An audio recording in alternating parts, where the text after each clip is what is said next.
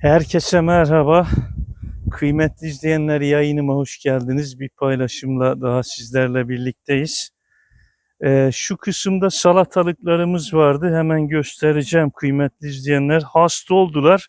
Kısmen yedik ama şu anda Ağustos'un ikisi. İkinci parti salatalık dikmeyi düşünüyorum. Tabi bahçemiz geniş bir bahçe değil. Bize yetecek kadar sebze ekiyoruz. Salatalıklar da bunlardan bir tanesi. Hayvan gübresini döktüm. Göstereyim sizlere. Hem tavuk gübresi, şunlar keçi gübresi, yanmış tabi, siyah görüyorsunuz. Şimdi bu kısımları belleyeceğim. Belledikten sonra da kıymetli izleyenler tırmıkla tesviye edeceğim. Ondan sonra da şurada bir kök kaldı. Bıraktım bunu.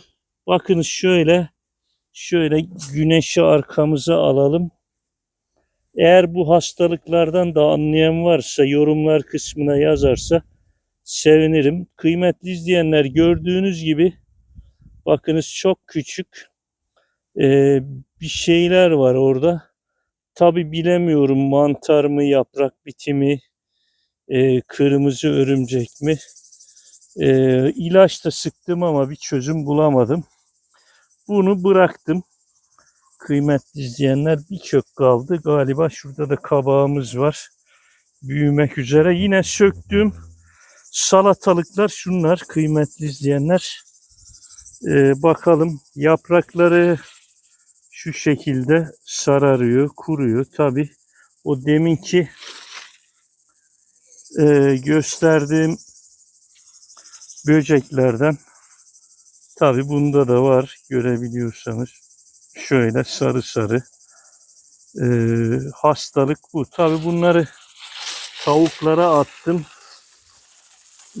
Biraz bazıları yeşildi, bazıları da şöyle gördüğünüz gibi tamamen kurumuş. Belleme işine geçiyoruz. Belliyoruz ki kıymetli izleyenler,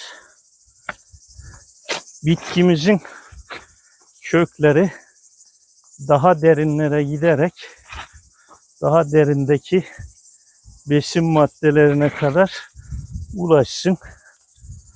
Evet, bu kadar belleme. Tabii örnek bir gösterme içindi. Ben devam edeceğim.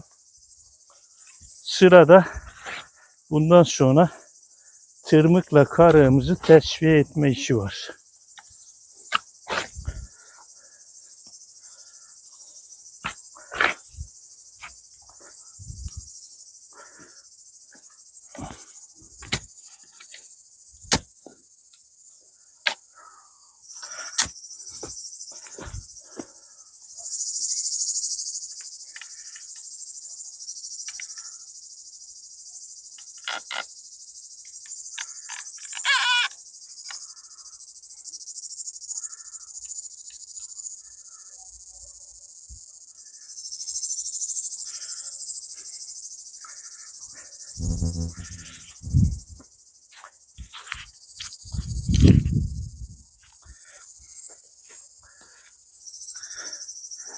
Kıymetli izleyenler,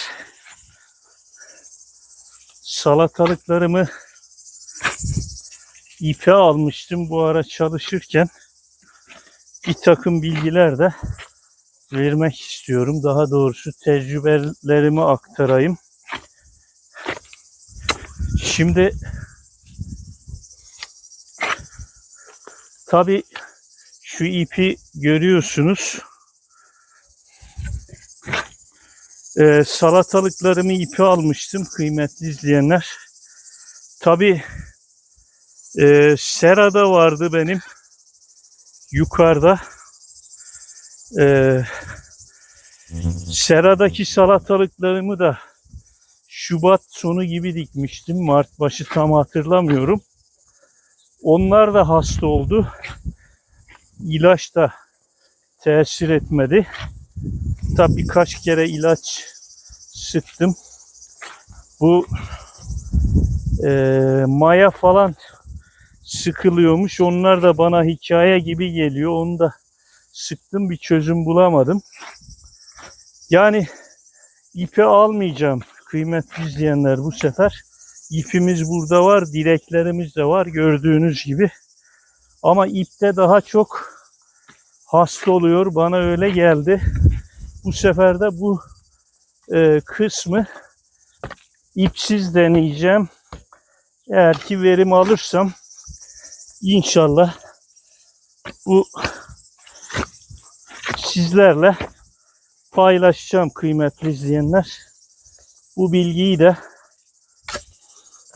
sizlerle paylaşmak istedim.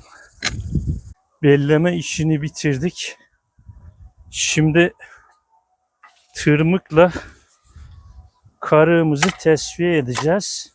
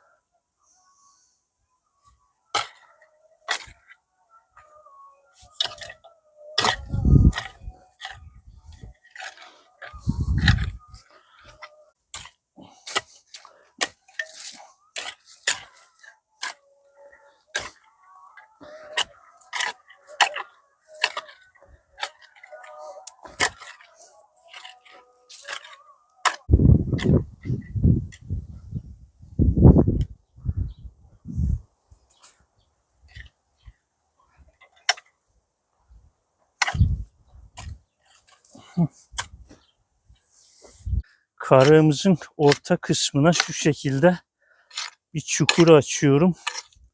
Salatalıklarımızı buraya dikeceğim 5-6 santim derinliğinde. Kışın 4-5 santime dikiyorum ben. Yazın biraz hava sıcak olduğu için toprak nemini çabuk kaybediyor ve kuruyabiliyor salatalıklarımız. Derin olursa çok su kaybetmiyor, çabuk kurumuyor. Tabii suyu da geciktirdik miydi böyle bir sıkıntı oluyor. Onun için yazın 5-6 santime dikiyorum ben. Çok da derin olursa çıkmaz. Makul bir derinlikte olmasında fayda var. Şimdi salatalıklarımızı dikeceğim ben. Tabii burada tosbağa, kaplumbağa ve kirpi var. Bitkilerimizi, sebzelerimizi yiyor, zarar veriyor. Onun için ben böyle biraz sık dikeceğim. Yani 10 santim arayla dikmeye çalışacağım. Sık olursa sonra belli büyüklüğe ulaştı mı seyrelteceğim. Evet, biraz sık dikeceğim. Şöyle kıymetli izleyenler 4-5 santim derinliğinde kapatıyoruz. Bundan sonra da can suyu vereceğim. Dediğim gibi çok da derin olursa çıkmayabilir.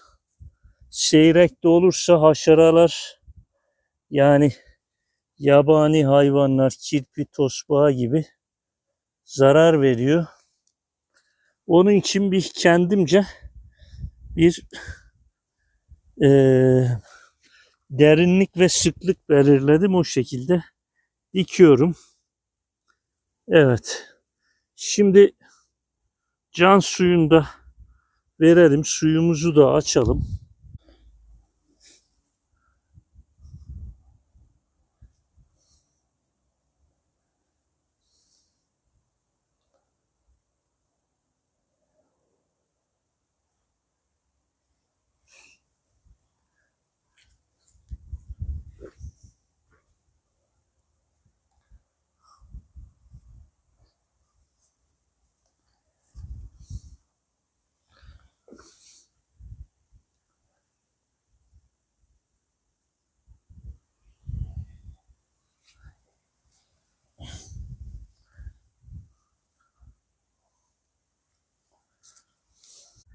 Salatalıklarımızı dikme işlemini bitirdik. Can suyunu da veriyoruz şu anda. Bu paylaşımı da burada noktalıyoruz. Bir sonraki paylaşımda görüşmek üzere. Hoşça kalın.